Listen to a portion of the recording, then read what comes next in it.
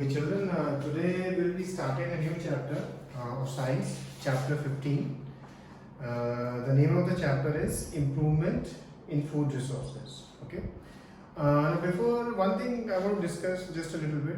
Now, of course, all of you are from different schools, and generally the teachers follow a pattern always of starting the new chapters, and the pattern is basically so that if a chapter is linked to the next chapter, they do that chapter and then the next chapter. Okay. So, for example, in science right now we have done chapter 5 of biology, chapter 1 of chemistry, and in physics we have done motion. Now again the next sequence will be the second chapter of physics, okay, because it is linked to motion, forces, chapter 9, and then similarly chemistry second chapter, and for biology also the chapter 6, which is tissues. But sometimes what happens, a teacher will take totally new chapter. For example, today we'll start a chapter called Improvement in Food Resources. Now, whenever this happens, this kind of thing happens in your school, if I have not told you before, then again I am telling you, I am repeating that whatever is being done in the school, you do it. Okay. You just inform me about it. Ki sir, aaj ma'am ne ye chapter start kiya and you have not done this chapter in our classes as yet. And then whenever the exam is there on that chapter, okay, suppose the exam is there on say 20th of January, so you tell me around say 10th, ki sir, after 10 days I have the exam of this chapter. Then I will ask you, whenever this happens, then I will call you for an extra class, or in this case I will we'll do something else. But generally what happens, then I call you for the extra class, and then in the extra class I clear your doubts of that chapter, or and then I give you the exam also of that chapter, that you write the exam of this chapter. Of course, many times this happens, this situation does not arise because most of the time we are ahead of the school. If the school has finished 4 chapters, many times we have already done 5 chapters or 6 chapters, so this situation does not arise. Or sometimes, for example, here now we have time, so I can do chapter 15. So sometimes calling for extra class is also not required. But anyway, so whenever a chapter is there which we have not done in class, okay, and its exam is coming, and whenever the exam is coming, you have to tell me 10 days beforehand. And then according to you, if you know the chapter totally, I can, in fact some children tell me, sir, we know the chapter totally, then I take the exam just like that. But some children tell me that, sir, I have some doubts in the chapter, then I accordingly call them and clear their doubts. Okay. So anyway, so now today the name of the chapter is Improvement in Food Resources. I had sent around 15 to 20 questions of this chapter on Monday. Now the reason I had sent those questions, basically we will discuss those questions. Today we will say do the chapters for first 2-3 pages, and then you read those pages. Okay, read those 2-3 pages, and then I'll tell you how many questions you have to try to solve. Those 6 or 7 questions, then you mark in your textbook. Okay, you mark in your textbook. So now when the next lecture is uploaded, video lecture, then when I discuss those questions, you can just confirm whether you have marked the answers correctly. Okay. In fact, that's the normal procedure. I generally don't send you a question answer type notes. We discuss the questions in the class and then you write them in your notebook. Okay.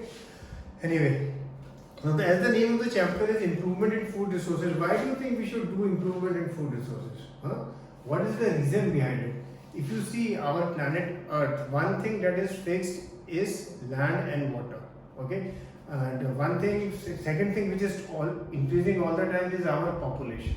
Okay, population means people, and the more population, as the population increases, the requirements of that population also increase. Suppose if a country required 100 kilogram of rice, say today, after 5 years the same country will require 200 kilogram of rice. Why? Because population keeps on increasing, and due to which all the needs of the population increase, whether it is milk, whether it is poultry products, whether all the products. So we have to find out ways, 2 ways. One way is to identify new areas where we can put more crops for cultivation. And second is, of course, whatever the crop which we are growing right now, if we can increase the yield. Okay, if one plot of land was giving us 10 kg of potato, can I do something? Can I improve the seeds? Can I improve any other practice so that at 10 kg I can translate to 12 kg, 13 kg. Similarly, if a cow was giving me 10 kilo of milk every day, is there any way where I can improve its breed so that instead of 10 kilos, it will give me 11 kilos, 12 kilos? So that is why we are doing this chapter, improvement in food resources. Now this is one of the chapters in which you can write many things in your own words also. Okay. In some chapters, that especially in physics and chemistry, definitions are specific. You have to write those specific definitions. But in this chapter, we can write a lot of things on our own also. Okay. Now the first thing is improvement in crop yields. Now we have different types of crops such as cereals. In cereals, we have such as wheat, rice, maize, millets, and sorghum provide us carbohydrate for our energy requirement. Pulses like gram, pea, black gram, pigeon provide us with protein, and oil seeds including soybean, groundnut, sesame, castor, mustard, linseed, and sunflower provide us with the necessary fats. So whatever cereals give us, whatever pulses give us, and whatever oils the which seed they give us, that we should know. And then vegetables and spices and fruits provide a large amount of vitamins and minerals in addition to small amounts of protein. So many times the question will come in the exam, what does vegetable and spices provide us? So you have to write accordingly that they provide us with a range of vitamins and minerals in addition to small amounts of proteins, carbohydrates, and fats. Now there are two types of crops. One is of course food crops which we grow, then we harvest them and then we use them for eating. And then there are fodder crops. What are fodder crops? For example, if you have a cow, of course we have lots of cow in India. Now cow also needs food. Okay, that is also a very important thing. So for them, we have to grow fodder crop. We harvest, we take out that crop and then the cow can eat it so that they give us milk. And one thing which is very dependent on each plant is how much sunlight it requires. Okay, that period is known as photo period. Okay, the amount of sunlight which is required by a plant for its proper maturity, that is known as its photo period. And each plant has its own photo period. For example, in houses you will see many times because the sunlight is not there all the time. So we generally try to plant, or if we are keeping some plants in the balcony, your gardener or mali will choose such a plant that does not require much sunlight. So that otherwise, because in houses we have lots of roofs and all, and so due to which sunlight does not come directly. So photo periods of different crops are different. Some crops require a lot of sunlight, some crops do not require a lot of sunlight. Then there are two types of seasons also. One is called Kharif season. Kharif season is basically your rainy season, and then there is crops which are grown in winter season also, that is known as Rabi season. Some crops can be grown in rainy season, some crops can be grown in winter season. Now the crop yields which we are doing, they can be improved in three ways. First way is crop variety improvement. What does crop variety improvement basically mean? Suppose right now I have a seed, and if I plant this seed, it will give me suppose 1 kg of potato. Can I improve this seed? Okay, can I improve this seed so that it gives me 1.5 kg of potato? For this, crop variety improvement is done. This process is also known as hybridization. In hybridization refers to crossing between genetically dissimilar plants. This crossing may be intervarietal between two different species of the same genus, or intergeneric between different genera. Another way of improving crop is by introducing a gene that would provide the desired characteristic. This results in genetically modified crops. Now what happens is, for example, if there is suppose there is a seed of potato which is there in USA, and it gives us 2 kg of potato, and there is a seed in India which gives us 1 kg of potato. Now both have advantages. The Indian seed is resistant to local diseases, it does not get affected by it, and the US one gives us more yield.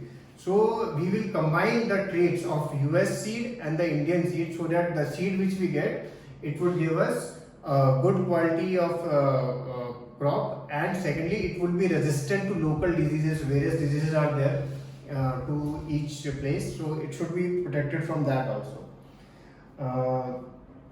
Second way, of course, if now the various traits which we will see, The factors for which variety improvement is done, they are listed very clearly. First is of course higher yield. Okay, the crop should give us higher yield. Second is improved quality. For example, if earlier I was getting a potato of say this size, if I can have a plant which will give me a potato of bigger size, then it will be good for me. Second is third point is biotic and abiotic resistance. What does this mean? Plants are of course planted in a field. Now sometimes rain is there, sometimes sunlight is there, weather changes. So if our plant can be resistant to that, okay, then it will be good. And second, another is of course insects. Various insects are there which attack the plant. If we can make a plant, if we can make a seed which is resistant to that, then it will be good for us. Next is of course change in maturity duration. What does this mean basically? Suppose if I plant a plant today and it gives me a crop after 1 month, okay. Suppose I can get develop a seed which gives me the crop after 20 days. So it will be advantageous for me. So changing the maturity duration. And then wider adaptability. Wider adaptability, what does this mean? For example, India is a very big country, from Kashmir to Kanyakumari. If I can develop a seed which will, if I grow in Kashmir, it will germinate there also in the slightly colder climate. Or if I put it in Rajasthan, which is a slightly warmer climate, there also it will give me yield, then it will be good for me. And of course, last is desirable agronomic characteristics. Now, for example, here it is written tallness and profuse branches are desirable characters for fodder crops. Fodder crops are crops which we give to cow, buffalo, and various other animals, farm animals for eating. For them, if we have lots of branches, profuse branches, lots of branches, then we will get more quantity for them to eat.